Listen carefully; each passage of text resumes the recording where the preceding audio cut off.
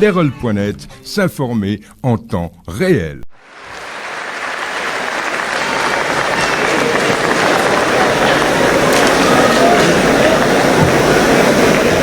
Merci beaucoup, Asséo, je vous en prie. Je voudrais d'abord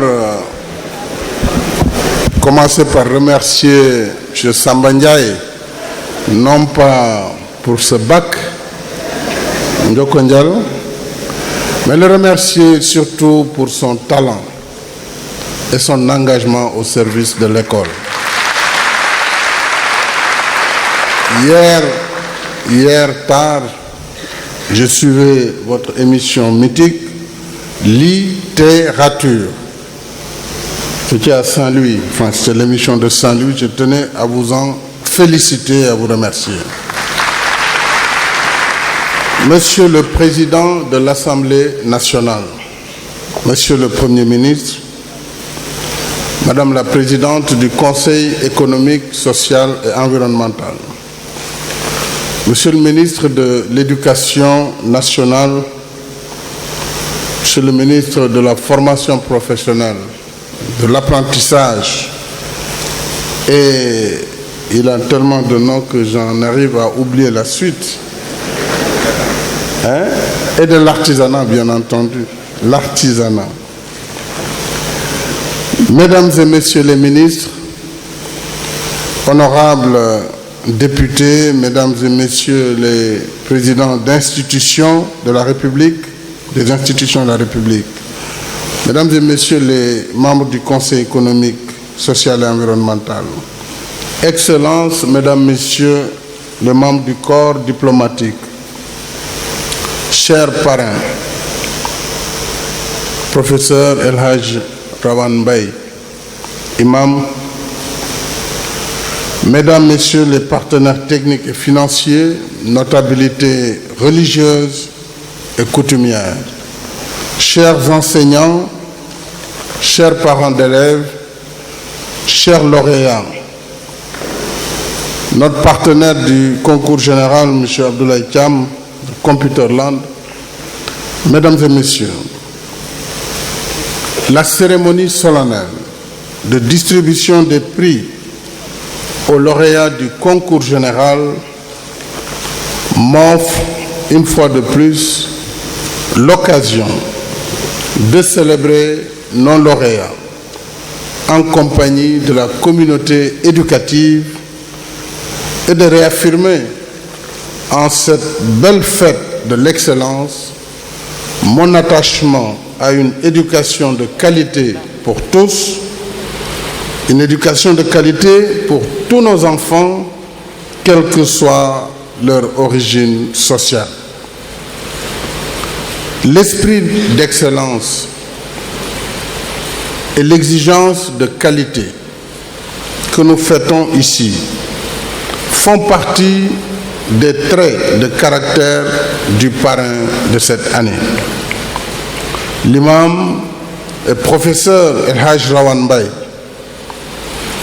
figure emblématique des mosquées de Mermoz, c'est mon imam à Mermoz, et le hasard fait aussi qu'il est mon imam au plateau, parce que le palais a comme mosquée un peu la rue, la mosquée donc du plateau. Je voudrais dire que El Hadj Rawane Mbaye est une figure emblématique, on le sait, de la mosquée de Mermoz et de la rue Carnot. Et c'est le parrain que nous célébrons aujourd'hui. Votre parrain est un érudit, connu et apprécié de tous pour son caractère son entière dévolution à l'éducation et à la formation, mais aussi à la recherche, notamment au sein du Centre d'études de recherche et de formation sur l'islam, le CERFI. Il est titulaire de chaire d'études islamiques à l'université Cheikh Anta Diop de Dakar. Le professeur El Hadj Rawane Mbaye est une référence scientifique, religieuse et morale. Il est ancien chef du département d'arabe de l'Université de Dakar et ancien commissaire général au pèlerinage au lieu saint de l'islam. Lauréat du prix Ibn Khaldoum, Léopold Sédar Senghor, El Hadj Rawane Mbaye a contribué à faire connaître l'islam et le soufisme à travers la figure charismatique de Cheikh Ahmed Tidiane Chérif, fondateur du Tijanisme. El Hadj Rawane Mbaye a publié des œuvres de référence, dont une remarquable thèse sur l'islam en Afrique. Le grand savant El Hadj Malick Sy, Pensée et action, une de ses œuvres. Fakiatul Toulab, sur la doctrine et les pratiques du tijanisme. Il a aussi édité le guide du pèlerin à la Mecque et à Médine. Une belle traduction de l'œuvre d'El Hadj Malick Sy sur la vie du prophète. Khilasu Dahab, l'or pur. Vous m'excuserez si la prononciation est celle d'un tchèdo. Mais ça aussi, c'est l'islam africain. Il faut bien qu'on nous tolère ces choses-là. Je n'oublie pas, bien sûr, parmi sa prodigieuse production intellectuelle, la traduction de l'ouvrage fondamental de la Tijaniya, Jawahir al-Ma'ani, les perles du sens, les perles des sens. Professeur El Hadj Rawane Mbaye, vous êtes assurément une fierté pour la nation et la Oumma islamique. Je vous adresse mes vives félicitations.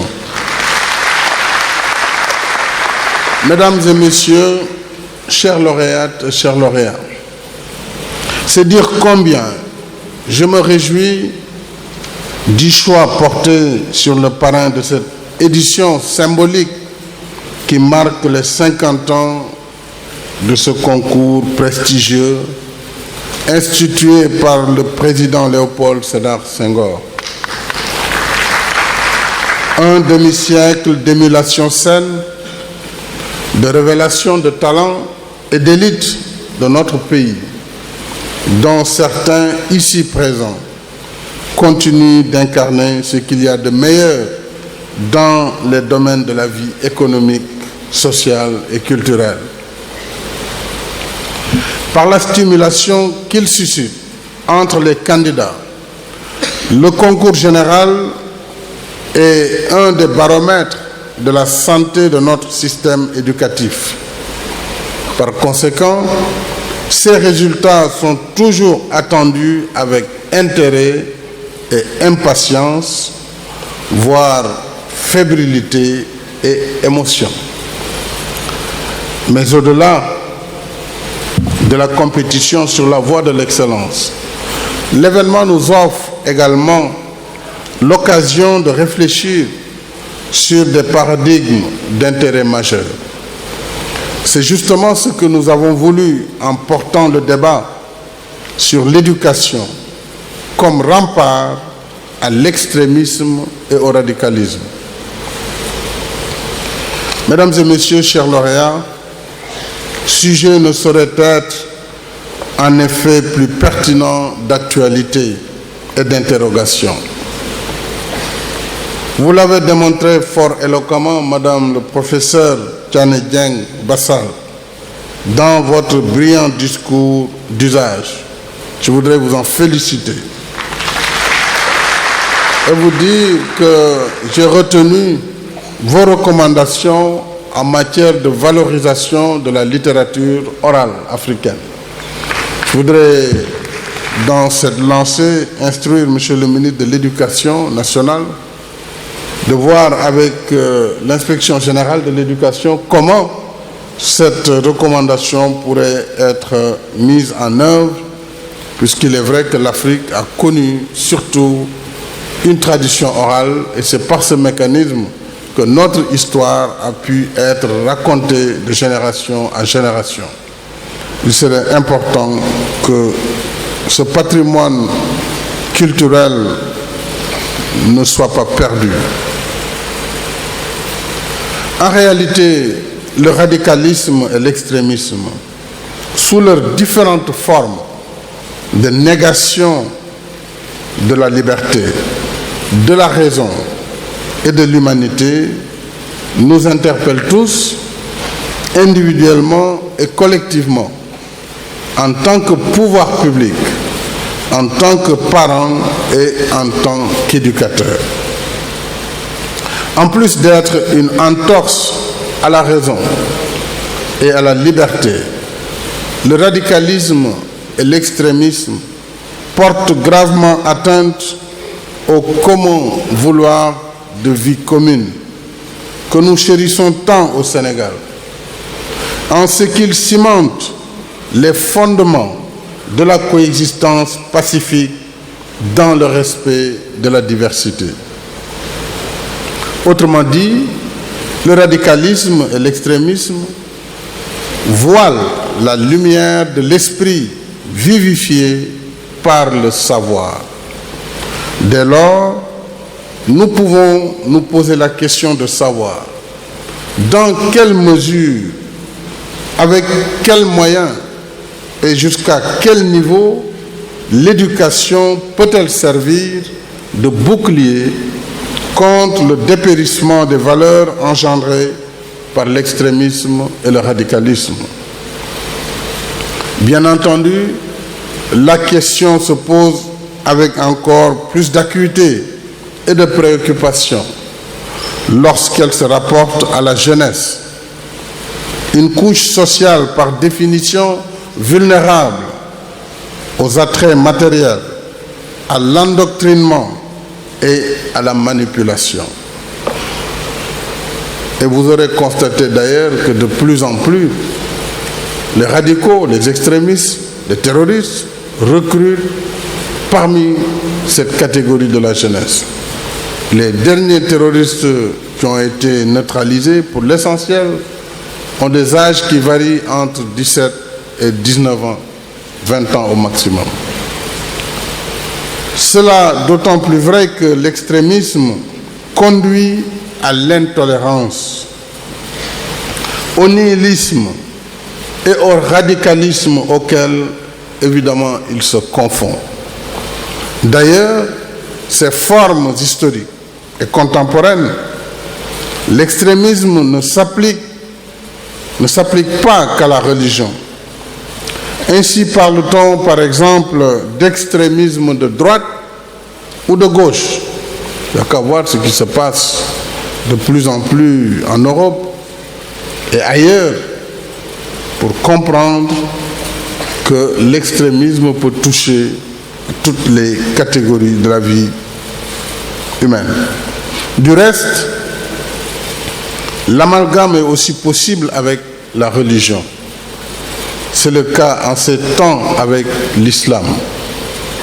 À tort, car il faut le dire et le répéter avec force.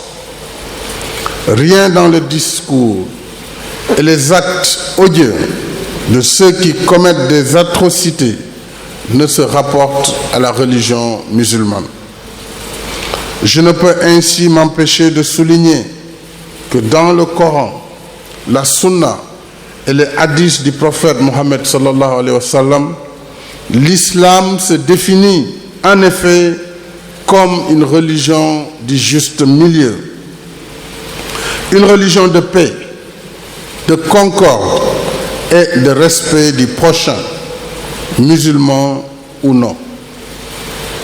Il y a lieu à ce titre de se référer à la charte de Médine qui, aux premières heures de l'islam, définissait dans un équilibre harmonieux les droits et devoirs des différentes communautés religieuses coexistant dans la ville du prophète. J'ajoute d'ailleurs que même la controverse sur la notion de djihad, si agitée aujourd'hui, a été définitivement réglé par le prophète Mohammed sallallahu alayhi wa sallam lui-même de son vivant, comme le rapportent plusieurs hadiths authentifiés. Ainsi, pour l'envoyé de Dieu, le grand djihad, c'est le djihad an-nafs, la lutte contre notre propre ego et ses dérives. Le fort, a dit le prophète Mohammed sallallahu alayhi wa sallam, n'est pas celui qui triomphe de ses adversaires, mais celui qui triomphe de son ego. À un homme qui lui posa la question de savoir s'il devait aller combattre, le prophète répondit: as-tu des parents? Oui, fit le requérant. Le prophète lui dit: alors fais le djihad en les servant. En vérité, c'est souvent l'ignorance et l'obscurantisme qui offrent un terreau fertile à l'extrémisme et au radicalisme.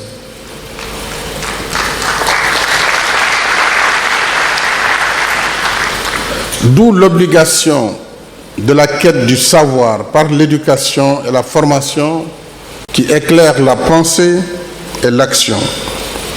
Allez chercher le savoir jusqu'en Chine, disait le prophète Mohammed sallallahu alayhi wa sallam à ses compagnons. Une façon pour lui de sublimer la vertu de la science, même s'il faut la quérir dans des contrées lointaines.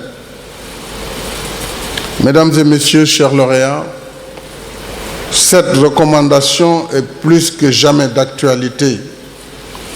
Ce legs doit être enseigné.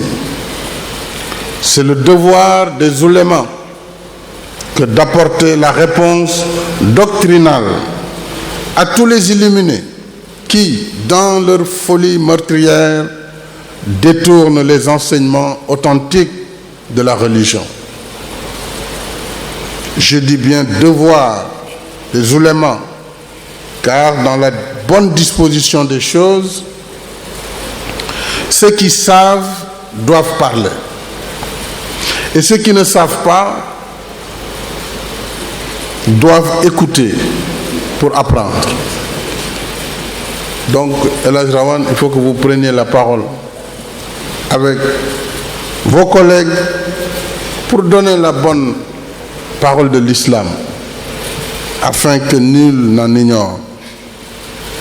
Chers lauréats, lutter contre le radicalisme et l'extrémisme, c'est aussi promouvoir un développement inclusif qui combat les inégalités sociales et offre aux jeunes des opportunités d'éducation, de formation et d'activités génératrices de revenus.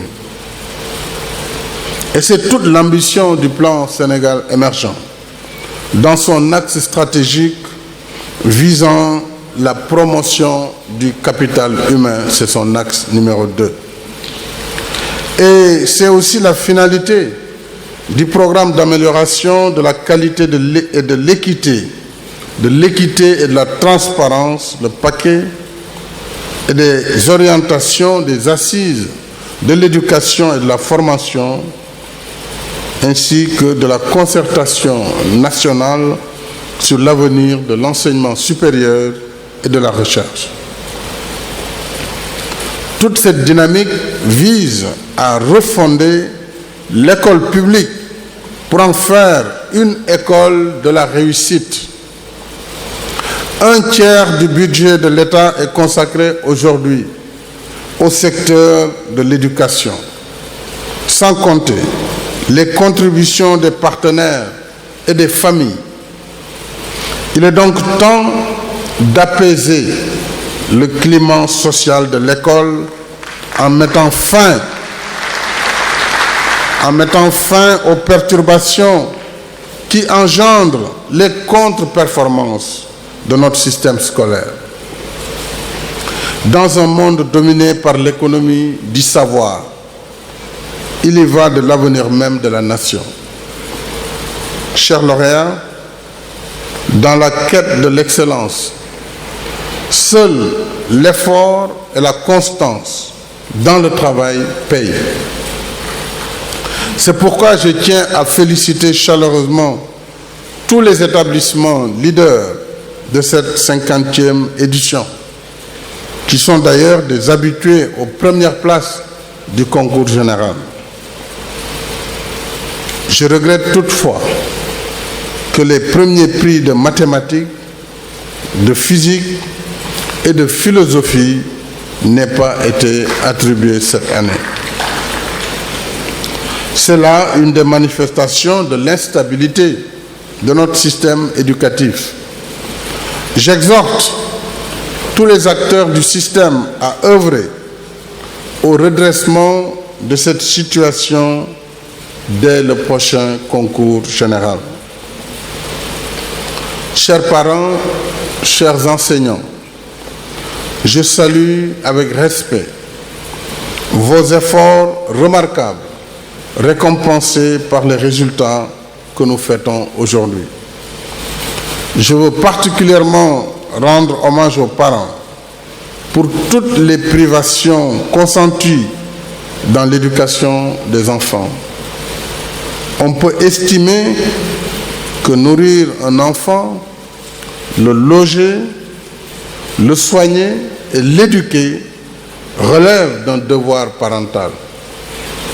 Certes, mais c'est aussi une formidable leçon d'humanité que les parents nous enseignent au quotidien, comme pour rappeler à tous que nous devons oublier nos égos et savoir raison garder quand l'avenir de nos enfants, notre espoir pour demain, est en jeu. C'est tout le sens des investissements importants que nous consacrons à l'éducation et à la formation. Hier seulement, en Conseil des ministres, j'ai pris un décret portant création et organisation du nouveau lycée d'excellence scientifique de Diourbel qui va venir renforcer nos écoles d'excellence. Je voudrais aussi remercier nos partenaires techniques et financiers, de même que les partenaires sociaux, les autorités religieuses et coutumières pour leur engagement et leur soutien. Je félicite chaleureusement le ministre de l'Éducation, ce n'est pas une clause de style. Je le félicite véritablement pour son engagement en faveur de la qualité et de la transparence du système éducatif. Et je voudrais aussi féliciter très chaleureusement son collègue, le ministre de la formation professionnelle, de l'apprentissage et de l'artisanat, qui a en charge un volet essentiel, qui est la formation professionnelle et l'apprentissage. Et bien entendu, féliciter le ministre de l'Enseignement supérieur, qui est parti en mission, enseignement supérieur et recherche, pour tous les efforts appréciables qui ont été fournis dans le cadre des réformes du secteur global de l'éducation. Je remercie enfin toutes les bonnes volontés, personnes physiques ou morales, qui, par leur précieux soutien, contribuent chaque année au succès de la fête de l'excellence. Et je voudrais faire une mention spéciale à la Fondation Computerland pour son engagement résolu et à l'ensemble des autres partenaires qui seront cités tout à l'heure à l'occasion de la remise des prix spéciaux. Quant à vous, chers lauréats, comme le suggère le thème de la présente édition, nous souhaitons qu'au-delà de vos bons résultats, vous soyez tous des acteurs conscients de la lutte contre l'extrémisme et le radicalisme. Vous avez franchi aujourd'hui une étape dans la quête de l'excellence. Mais le chemin est encore long et parsemé d'embûches. Dans quelques années, c'est notre souhait le plus ardent. Vous serez à nos places, comme hommes et femmes accomplis, mais aussi comme parents et éducateurs. Alors, autant prendre dès maintenant des repères et un viatique. Pour ce faire, vous n'avez guère besoin d'aller chercher loin des héros. Vos héros, ce doit être d'abord vos parents, qui vous nourrissent, vous soignent, vous logent et vous éduquent. Vos héros, ce doit être vos enseignants, qui vous inculquent le savoir. Dans votre quête spirituelle, ne vous hasardez pas à visiter des sites internet au contenu douteux dont vous ne connaissez ni les auteurs ni leur motivation. Vous avez devant vous, en votre parrain, le professeur El Hadji Rawane Mbaye, un modèle de valeur assuré. À l'image de votre illustre parrain, je vous exhorte à la persévérance dans l'effort, la quête du savoir et surtout l'humilité. Ainsi, comme lui, vous serez des maillons indispensables dans la chaîne de valeurs sociales qui transmet aux générations futures les idéaux de paix et de fraternité humaine qui nous lient les uns aux autres et font le socle de notre nation. Ainsi, comme lui, vous ferez notre fierté parce que vous aurez été utile à vous-même, à vos familles et à votre pays. Je vous remercie de votre aimable attention. Leral.net, s'informer en temps réel. Site d'information exclusive numéro 1, www.leral.net. Un nouveau look de Leral.net, une valeur sûre du journalisme en ligne. 12 journalistes, des reporters sur le terrain, dont des anciens éléments des renseignements généraux pour les investigations, des enquêtes fouillées, des reportages choc et une rubrique People riche en infos, sans oublier la Web TV. Leral.net, s'informer en temps réel.